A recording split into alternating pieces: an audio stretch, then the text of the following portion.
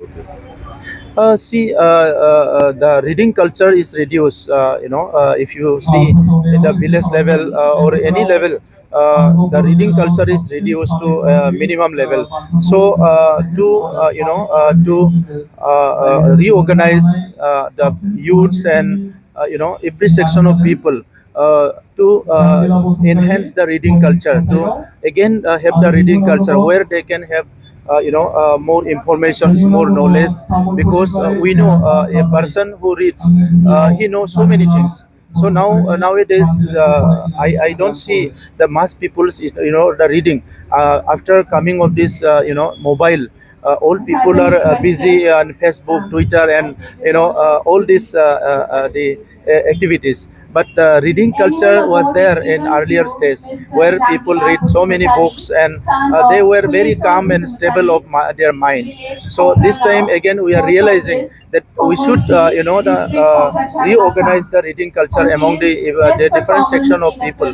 So with dear government, we have started these programs, and week-long program will be there. And again, in the winter session, we will have another program of the to enhance the reading culture and organize it maximum level, so that our people started reading again, to have different kind of knowledge, by which they can also have some idea and knowledge and updated information, what is happening in entire world and in our region and in our country. So some like We have district libraries which we have already converted to coaching centers, and again we are going to establish some library in the subdivision level and block level, but it will be digitized and a little bit technically upgraded.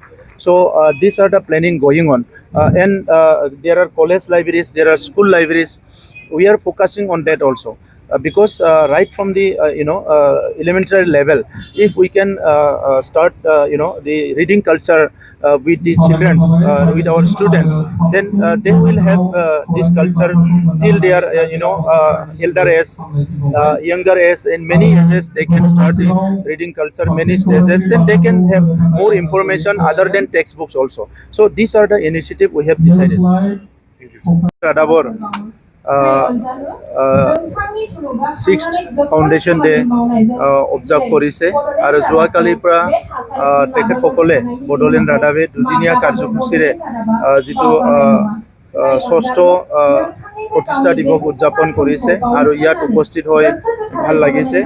আমাৰ অঞ্চলত যোৱা সময়ত তেনেকৈ যিটো media, যিটো news media, সেইটো আমাৰ এই অঞ্চলৰ পৰা প্ৰচাৰ হোৱা তেনেকুৱা চেনেল নাছিলে, আৰু সেইখিনি সময়ত বড়োলেণ্ড ৰাদাবে এটা পৰ্টেল চেনেল হিচাপে তেখেতসকলে 6 বছৰ আগত আৰম্ভ কৰিছিলে, আৰু 6 বছৰ কণ্টিনিউ ষ্ট্ৰাগল কৰি আজি বড়ো ভাষাত নিউজ পৰিৱেশন কৰি দেশ বিদেশৰ বিভিন্ন কথাবিলাক বড়ো জনগণক জনোৱাৰ লগতে বড়ো আমাৰ অঞ্চলৰো বিভিন্ন ভাল বেয়া কথাবিলাক প্ৰচাৰ কৰি সমাজখন এটা সঠিক দিশত আগবাঢ়ি যোৱাত বড়োলেণ্ড ৰাদাবে যথেষ্ট সহায় কৰিছে।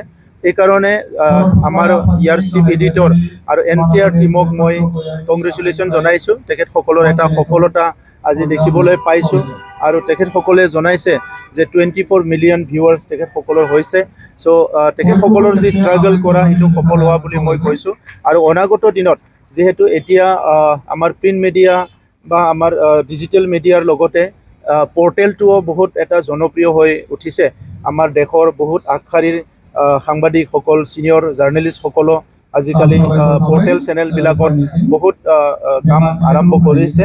সেইকাৰণে যেতিয়ালৈকে ইয়াত ছেটেলাইট চেনেল নহয়, তেনেকৈ আমাৰ কিছুমান পৰ্টেল আছে, সেই পৰ্টেলসকলে ইয়াৰ অভাৱটো পূৰণ কৰিব বুলি মই ভাবিছোঁ।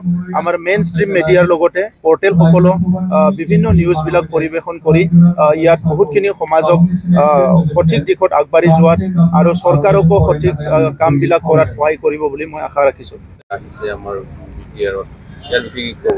এটা চাইডত ভাল হৈছে যে চবে নিউজ বা ইনফৰমেশ্যন দিয়াৰ কাৰণে কাম কৰিছে, কিন্তু এটা চাইডত অলপ ৰিস্কটো বাঢ়ি আছে, কাৰণ বহুতে জাৰ্নেলিজিমৰ কিবা এটা ট্ৰেইনিং লোৱা নহয় বা জাৰ্নেলিজিমৰ ইথিকটো বহুতে নাজানে। সেইকাৰণে কিবা যদি ভুল এটা নিউজ পৰিৱেশন কৰে বা কাৰোবাৰ ইণ্টাৰেষ্টত যদি নিউজবিলাক পৰিৱেশন কৰে, তেতিয়া ক'ৰবাত নহয় ক'ৰবাত ক্ষতি হয়। তো সেইকাৰণে আজি মোৰ এটাই আহ্বান হ'ব, যিয়ে নেকি নিউজ মিডিয়াত কাম কৰিব বিচাৰে তেখেতসকলে অলপ মিডিয়া ইথিক্সৰ ওপৰত, জাৰ্নেলিজিমৰ ওপৰত অলপ যদি ট্ৰেইনিং লয়, অলপ যদি কোৰ্চ লয় বা অলপ যদি অধ্যয়ন কৰে তেতিয়া ভাল হ'ব বুলি মই আশা কৰোঁ।